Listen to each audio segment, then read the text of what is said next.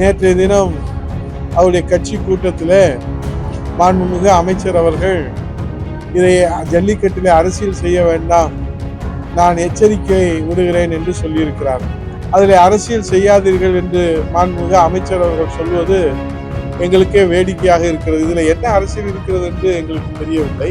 நம்முடைய பாரம்பரியத்தின் பண்பாட்டின் கலாச்சாரத்திற்கு மிகப்பெரிய தாக்குதல், மறைமுக தாக்குதல் ஏற்படுகிறதோ என்கிற ஒரு மிகப்பெரிய அச்சம் ஏற்பட்டிருக்கிறது. ஆகவே மாண்புமிகு அமைச்சர் அவர்களே, உங்கள் எச்சரிக்கையை தூக்கி குப்பையிலே போடுங்கள். எச்சரிக்கை விடுகிற மாண்புமிகு அமைச்சர் அவர்களே, முன்னாள் அமைச்சர் என்கிற முறையில் உங்களுக்கு கடும் எச்சரிக்கை விடுகிறேன். உங்கள் வசதிக்காக நீங்கள் மாற்றிக்கொள்வதற்கு இது தாய விளையாட்டு அல்ல, இது ஒன்றும் சிட்டிப்பானை விளையாட்டு அல்ல. ஆகவே அதை நீங்கள் சிதைக்க முற்பட்டால் அதனுடைய கடுமையான விளைவுகளை நீங்கள் எதிர்கொள்ள வேண்டியிருக்கும். மதுரை மீனாட்சி பட்டணத்தில் நினைத்தவர்கள் எல்லாம் கொடியை இழந்து, கூடாரத்தை இழந்து, அனைத்தையும் இழந்து இங்கே மதுரையில பாடம் படித்திருக்கிறார்கள் என்பதை அமைச்சர் அவர்கள் நன்றாக அறிவார்கள். இப்ப இருக்கிற அமைச்சர் இதே சோழவந்தான் தொகுதியில சட்டமன்ற உறுப்பினர் இருக்கும்போது ஜல்லிக்கட்டு நடத்தினார்ல, யாரை கூட்டு வந்து நடத்தினார்? அதுல என்ன செய்ய போறீங்க? மஞ்சு விரட்டு நடத்த போறீங்களா? வாடிவாசல் ஜல்லிக்கட்டு நடத்த போறீங்களா? அல்லது வடமாடு இது விட போறீங்களா? என்ன நடத்த போறீங்க?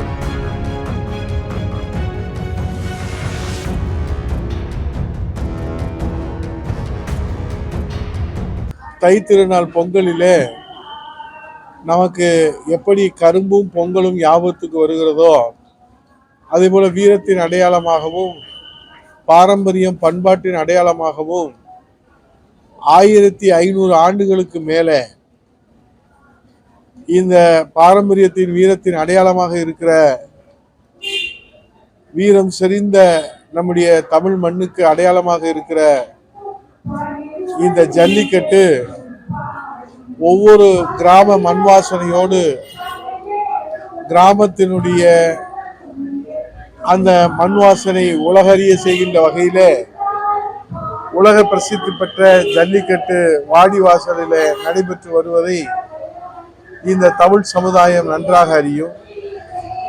அப்படிப்பட்ட இந்த ஜல்லிக்கட்டுக்கு மீண்டும் ஒரு வாடிவாசலுக்கு மீண்டும் ஒரு பேராபத்து வந்திருக்கிறதோ என்கிற ஒரு அச்சம் இந்த உலக தமிழர்களிடத்தில் எழுந்திருக்கிறது.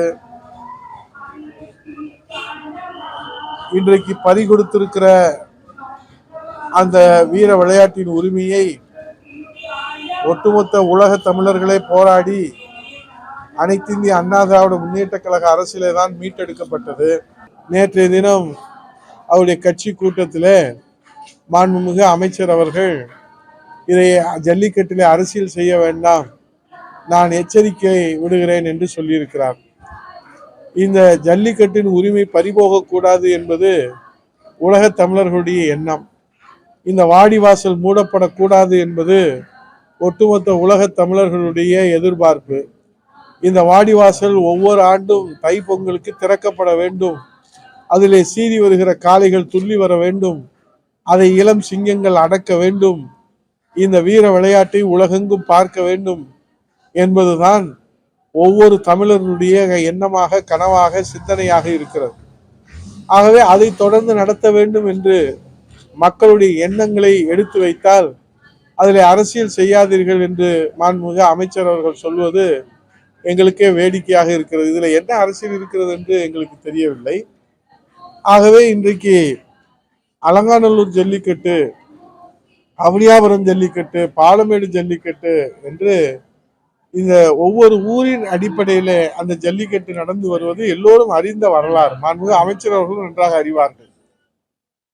ஆக அந்த விளையாட்டுகளை எல்லாம், இந்த வீரத்தின் அடையாளங்களை எல்லாம் ஒரு இடத்துல அடையாளப்படுத்த முயற்சிப்பது என்பது நம்முடைய பாரம்பரியத்தின் பண்பாட்டின் கலாச்சாரத்திற்கு மிகப்பெரிய தாக்குதல், மறைமுக தாக்குதல் ஏற்படுகிறதோ என்கிற ஒரு மிகப்பெரிய அச்சம் ஏற்பட்டிருக்கிறது.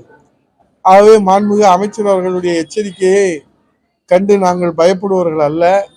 தமிழர்களுடைய உரிமை காப்பதற்காக உயிரையும் படை வைத்து போராடுபவர்கள் தான் அனைத்து இந்திய அண்ணா திராவிட முன்னேற்ற கழகத்துடைய தொண்டர்கள். ஆகவே மாண்புமிகு அமைச்சர் அவர்களே, உங்கள் எச்சரிக்கையை தூக்கி குப்பையிலே போடுங்கள். உங்களுக்கு நான் கடுமையான எச்சரிக்கையை விடுகிறேன். உங்களை போன்ற வியாபாரம் செய்வதற்காக அரசியலுக்கு நாங்கள் வரவில்லை. ஆகவே எச்சரிக்கை விடுகிற மாண்புமிகு அமைச்சர் அவர்களே, முன்னாள் அமைச்சர் என்கிற முறையில உங்களுக்கு கடும் எச்சரிக்கை விடுகிறேன். சிந்தனையிலே, செயலிலே, ரத்தத்திலே ஊறி போயிருக்கிற இந்த வீர விளையாட்டான் ஜல்லிக்கட்டினுடைய அந்த இலக்கணத்தை, பாரம்பரியத்தை, பண்பாட்டை நீங்கள் சிதைக்க நினைத்தீர்களானால் உங்கள் வசதிக்காக நீங்கள் மாற்றிக் கொள்வதற்கு இது தாய விளையாட்டு அல்ல. இது ஒன்றும் சிட்டிப்பானை விளையாட்டு அல்ல. இது 1500 ஆண்டு காலம் கடைபிடித்து வருகிற முன்னோர்களால், பெரியோர்களால், சான்றோர்களால், அறிஞர்களால் நம்முடைய பாரம்பரியத்தினுடைய அந்த அடையாளமாக கொடுத்து சென்றிருக்கிறார்கள். ஆகவே அதை நீங்கள் சிதைக்க முற்பட்டால் அதனுடைய கடுமையான விளைவுகளை நீங்கள் எதிர்கொள்ள வேண்டியிருக்கும். இன்றைக்கு நீங்கள் ஆட்சி அதிகாரத்தில் இருக்கிறீர்கள்.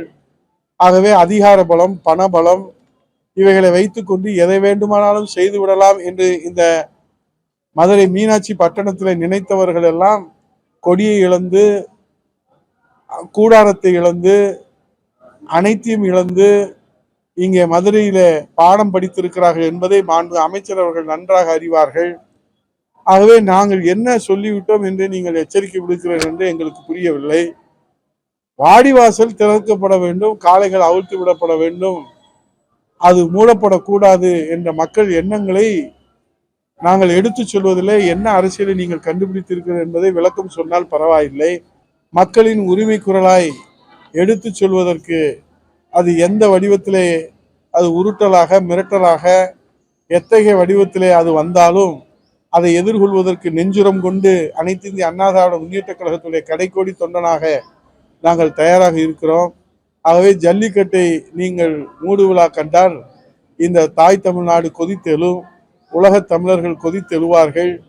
ஆகவே அதை நீங்கள் கவனத்திலே கொண்டு இந்த பாரம்பரியத்தை சீரழித்து விடாதீர்கள், இந்த பண்பாட்டை அழித்து விடாதீர்கள், இந்த வீரத்தின் அடையாளத்தை நீங்கள் அழித்து ஒழித்து விடாதீர்கள் என்பதுதான் உலக தமிழர்களுடைய எண்ணம். இந்த பகுதி மக்களுடைய எண்ணத்தை நாங்கள் தொடர்ந்து உரிமை குரலாக எடுத்து வைப்போம் என்பதை தெரிவித்துக் கொள்கிறோம். அவனியாபுரம்னா அவனியாபுரம் ஜல்லிக்கட்டுக்கு போறோம் அப்படின்னு சொல்லி காளையை பிடிச்சிட்டு போவாங்க, அந்த வீரர்களும் போவாங்க. அது முடிஞ்ச உடனே அலங்காநல்லூருக்கு வருவாங்க, அது முடிஞ்ச உடனே பாலமேடுக்கு வருவாங்க. இப்படி ஒவ்வொரு ஊரின் அடையாளமாக இருக்கிற, வீரத்தின் முகமாக இருக்கிற அந்த பாரம்பரியத்தை, பண்பாட்டை சிதைக்க கூடாது என்பதுதான் இந்த பகுதி மக்களுடைய, உலகத்தமிழர்களுடைய, ஒட்டுமொத்த தமிழருடைய எண்ணம். இப்ப இருக்கிற அமைச்சர் இதே சோழவந்தான் தொகுதியில சட்டமன்ற உறுப்பினர் இருக்கும்போது ஜல்லிக்கட்டு நடத்தினார்ல, யாரை கூட்டு வந்து நடத்தினாரு? முதலாக அந்த வரலாறை படைத்தது அனைத்து இந்திய அண்ணா திராவிட முன்னேற்ற கழகம், உலக புகழை பெற்றது. நீங்கள் ஆட்சி காலத்திலே பறி கொடுத்ததை மீட்டெடுத்தது அனைத்து இந்திய அண்ணா திராவிட முன்னேற்ற கழகம். ஆகவே இந்த ஜல்லிக்கட்டு உரிமையை பற்றி பேசுவதற்கு அனைத்து இந்திய அண்ணா திராவிட முன்னேற்ற கழகத்திற்கு முழு உரிமை உண்டு, தகுதி உண்டு. நீங்க இப்ப மைதானத்தை திறங்க, அதை பத்தி எங்களுக்கு ஆட்சேபனை இல்லை. நாங்க அந்த இடத்த ஒரு கால்நடை ஆராய்ச்சி பூங்காவுக்காக அது ஆயத்த பணிகள் எல்லாம் செய்யப்பட்டு அந்த இடம் அடையாளம் காணப்பட்டு நடவடிக்கை எடுக்கப்பட்டது.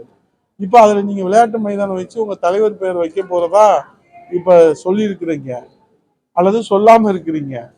நீங்க அது என்ன வேணாலும் பண்ணுங்க, ஆனால் இந்த பாரம்பரியம், பண்பாடு, வீரம், விவேகம், இந்த தமிழருடைய அடையாளம் சிதைக்கப்படக்கூடாது.